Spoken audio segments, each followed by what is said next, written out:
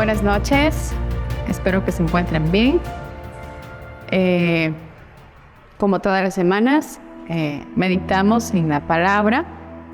En este tiempo, pues, me ha tocado estar con ustedes y vamos a meditar en Lucas 12. Vamos a ver desde el 22. Vamos a ver hasta el 28. Vamos a estudiar un poco acerca de... Es un tema que ya lo hemos visto, pero pues quiero volverlo a recordar con ustedes lo que Dios nos dice acerca de la ansiedad en la palabra. Como ustedes saben, en este tiempo, una de las muchas enfermedades, aparte de la depresión, otra enfermedad que los médicos la catalogan así, es la ansiedad. Pero antes de ver este pasaje, vamos a ver qué es la ansiedad. Y yo he consultado un concepto. Nos dice que la ansiedad es un estado mental que se caracteriza por una gran inquietud, por inseguridad. Es decir, cuando nosotros tenemos ansiedad, es cuando no podemos tener paz. Es cuando estamos afanados, desesperados, ansiosos, inquietos porque suceda algo o porque venga alguna, alguna respuesta de algo que estamos pidiendo. Pero cuando nosotros no podemos tener esa paz que necesitamos, nuestra mente y nuestra alma entran en un estado de desesperación, de inquietud. Y esto es lo que llamamos ansiedad, ¿no? La Biblia específicamente no lo dice como ansiedad, pero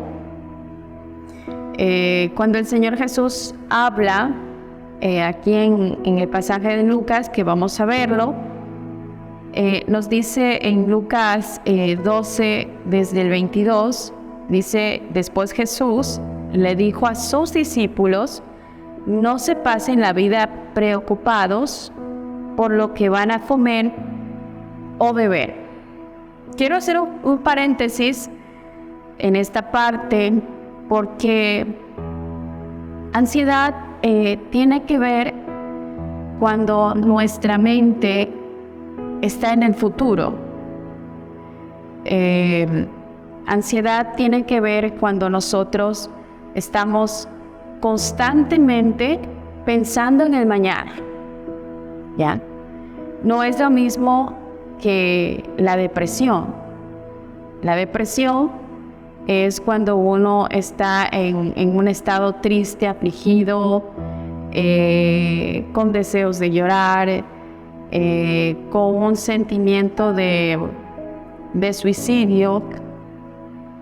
¿Y por qué hablo esto? Porque son cosas y son enfermedades que en este tiempo muchas personas, cristianos y no cristianos, la están experimentando o en algún momento de sus vidas lo han experimentado. Quiero recalcar que como hijos de Dios también podemos experimentar todo esto. Recordemos que uno de los grandes profetas de Dios, que fue Elías, pasó por un momento de depresión. Si ustedes pueden ver la historia de Elías, hubo un momento en el que él deseó la muerte.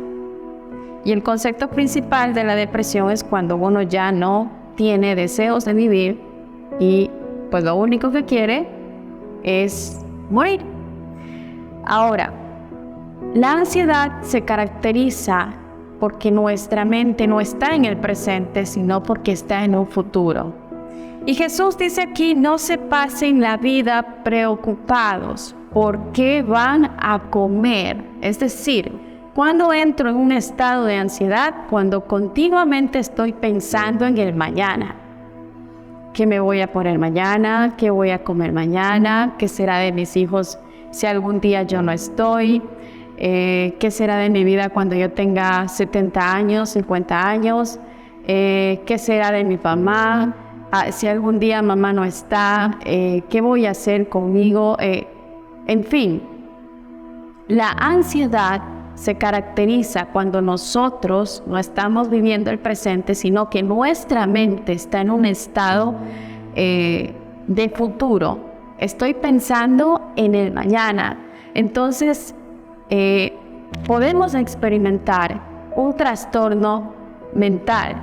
Ya esto es a lo que los médicos llaman enfermedades mentales, que cuando ya son muy fuertes, nuestro cuerpo comienza a dar síntomas que exclusivamente no son de una enfermedad en el cuerpo, sino que comienzan aquí, en nuestros pensamientos, ¿no? Ahora, creo que ya hemos entendido un poco acerca de lo que es la ansiedad. Jesús le dice a sus discípulos, no se pasen la vida preocupados por lo que van a comer, por lo que van a beber o por la ropa que se van a poner. La vida no consiste solo en comer y el cuerpo existe solo para que lo vistan. ¿Por qué Jesús se enfoca en esto? Porque estas son las necesidades básicas, digámoslo así, de todos los seres humanos. Siempre estamos pensando y preocupados en trabajar para que en el hogar no falte la comida, para que suplir todas las necesidades y las necesidades básicas que muchas veces se tienen que cubrir. Y hasta en un cierto punto estas necesidades, cuando nosotros continuamente estamos pensando en esto, entra en un primer plano, es decir, toma el primer lugar muchas veces en nuestros pensamientos y está en primer lugar de nuestras preocupaciones. Vemos en el 24, dice, miren a los cuervos, no siembran, ni cosechan, ni tienen graneros para guardar las semillas. Sin embargo, Dios les da de comer. Recuerden que ustedes son más importantes que las aves. Aquí, Dios nos pone como ejemplo a las aves. Las aves no se preocupan por nada, no trabajan, no tienen obligaciones, mas sin embargo, dice aquí que Dios les da de comer. Hay un pastor que me gusta escucharlo mucho y él da una enseñanza una vez y él decía, cuando usted ha visto un ave estresada, cuando usted ha visto un pajarito en su ventana estresado pensando cuándo va a comer o las cosas que tiene que pagar, nunca. Dice, usted nunca ha visto un pajarito estresado ni preocupado. Ahora Dios aquí nos compara con las aves y dice que Él le da de comer a las aves. Y dice aquí, recuerden ustedes que ustedes son más importantes que las aves. Es decir, si Dios sostiene las aves, si Dios las alimenta, cuánto más no nos va a alimentar y cuánto más no nos va a suplir a sus hijos. Vamos al 25, dice aquí, ¿creen ustedes que por preocuparse mucho vivirán un día más? Es decir, ¿creemos que por preocuparnos vamos a arreglar las situaciones que se nos presentan en nuestro diario vivir? No. La preocupación lo único que trae es un cansancio mental, un cansancio físico y luego de eso enfermedad. ¿Creen ustedes que por preocuparse vivirán un día más? ¿Creen ustedes que por preocuparse van a resolver una situación? ¿Van a resolver algún asunto, algún problema? No. Es decir, el preocuparnos muchas veces, en su mayoría de veces, está de más. Y dice aquí, si ni siquiera esto pueden conseguir, ¿por qué se preocupan por lo demás? Vuelve a recalcar y nos dice que de nada nos sirve preocuparnos por el futuro. De nada nos sirve preocuparnos qué va a ser de mañana, qué va a pasar en 5 años, qué va a pasar en 10 años, qué pasará cuando yo tenga esta edad, qué pasará cuando los hijos crezcan, en fin. Esto aquí nos habla de una preocupación, pero de una preocupación por el futuro. ¿Ya? Y como les decía en un principio, la ansiedad se caracteriza por eso, por una persona que tiene su mente preocupada por las cosas del mañana. Dice el 27, aprendan de las flores del campo, no trabajan para hacer sus vestidos. Y sin embargo, les aseguro que ni el rey Salomón, con todas sus riquezas, se vistió tan bien como ellas. Si Dios hace tan hermosas a las flores que viven tan poco tiempo, ¿no hará mucho más por ustedes? Veo que todavía no han aprendido a confiar en Dios. Es decir, en este verso 28, Dios confronta nuestra falta de fe. ¿Cuándo? Cuando nos preocupamos, cuando nos desesperamos.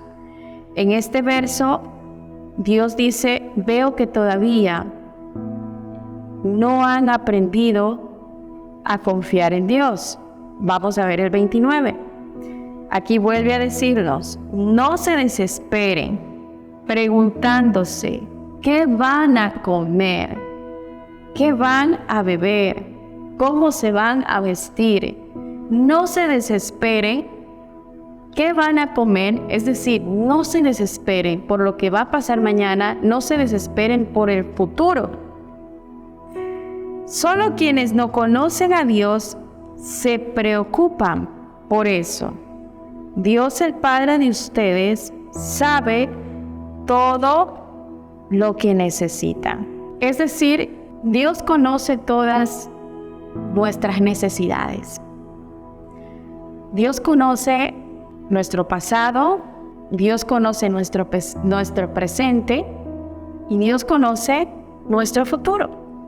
Si Dios estuvo en el pasado, si Dios está hoy en mi presente, dentro de 5, 10, 15 años, yo no lo sé, solo el Señor lo sabe, Él también va a estar ahí.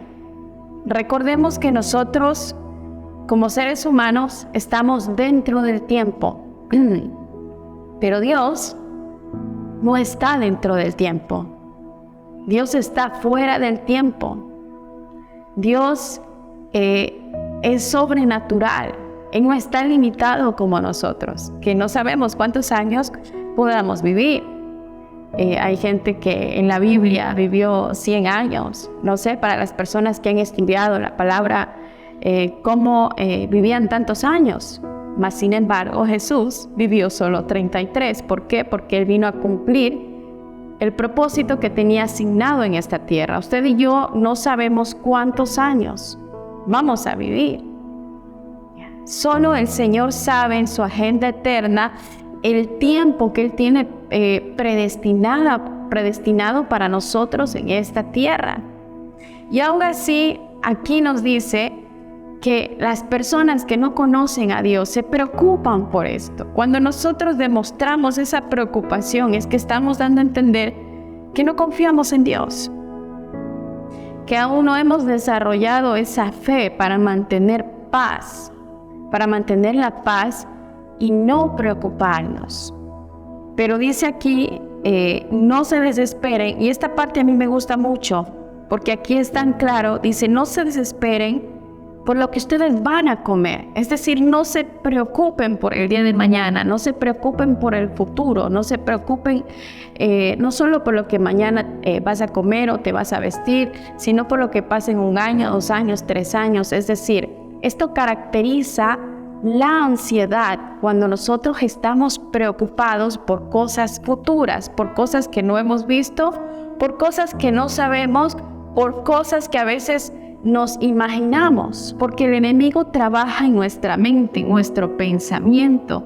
Entonces, cuando nosotros entramos en ese estado de desesperación, de ansiedad, de pensar en el mañana, de pensar en qué me voy a poner mañana, qué voy a comer mañana, qué pasará con mis hijos en 5 años, en 10 años, en 15 años, qué pasará con el esposo, qué pasará con la esposa, en fin. Y aquí el Señor dice, no se preocupen. Mire cómo está claro, que no dice, no pienses en tus preocupaciones, en las necesidades o en las situaciones presentes, en lo que te pasa hoy, sino que dice, no te preocupes por lo que vas a comer, es decir, por el mañana, por el futuro. Dice, ¿por qué?